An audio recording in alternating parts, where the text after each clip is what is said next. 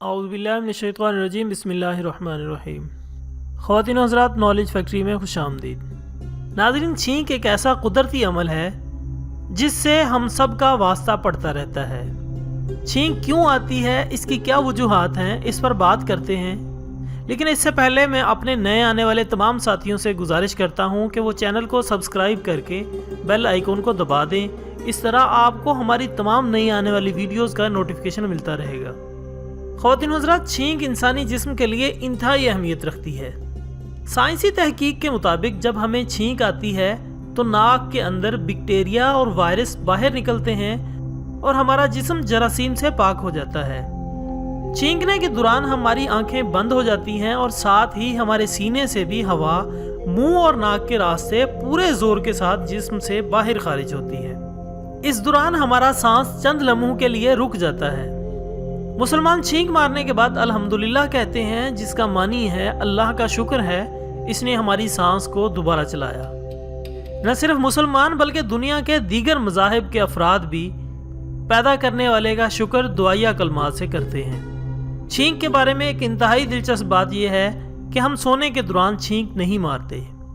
साइंसदानों का कहना है कि अगर छींक आए तो इसे रोकें मत, क्योंकि इस तरह खून और दिमाग की शरीयानों पर दबाव आएगा और ये सेहत के लिए बहुत ज़्यादा नुकसानदेह है। माहिरीन का कहना है कि छींक के दौरान हमारी नाक से 5000 कतरे फी घंटा की रफ्तार से निकलते हैं और हवा में 10 मिनट तक मौजूद रहते हैं। इस दौरान वहां पर मौजूद किसी भी फर्द के जिस्म में ये कतरे दाखिल होकर नज़ला जुकाम का बायस बन सकते हैं।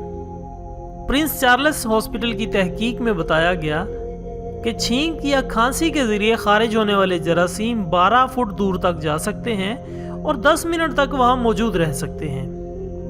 तहकीक में यह भी बताया गया कि छींक आने या खांसने पर अपने मुंह को ढांप लेना दीगर अफराद को नज़ला जुकाम के जरासीमों से बचा सकता है।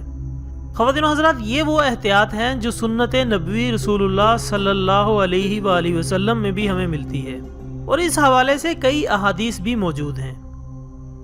इस तहकीक के दौरान ये जायज़ा लिया गया था कि छींक या खांसी के दौरान खारिज होने वाले जरासीम किस तरह लोगों पर असरअंदाज होते हैं। तहकीक के मुताबिक बीमारी से उठने वाले अफराद इस तरह के जरासीम से ज़्यादा जल्द मुतासिर हो सकते हैं, क्योंकि इनका जिस्मानी दिफाई निज़ाम कमज़ोर हो चुका होता है। रिसर्चर्स का कहना है कि जैसे ही छींक के दौरान खारिज होने वाला मवाद हवा में जाता है, वो तेज़ी से खुश्क, सर्द और हल्का हो जाता है, जिसकी वजह से वो फिज़ा में देर तक मौजूद रहता है। ख़वातीन हज़रात, जैसा कि मैं पहले भी बता चुका हूँ कि छींक एक ऐसा कुदरती अमल है जिसको हम रोक नहीं सकते, ताहम कुछ एहतियाती तदाबीर मौजूद हैं जिन पर अमल करके हम इसको कम ज़रूर कर सकते हैं। इसके साथ ही आज की वीडियो का इख्तिताम होता है। एक नई वीडियो के साथ दोबारा हाजिर होंगे।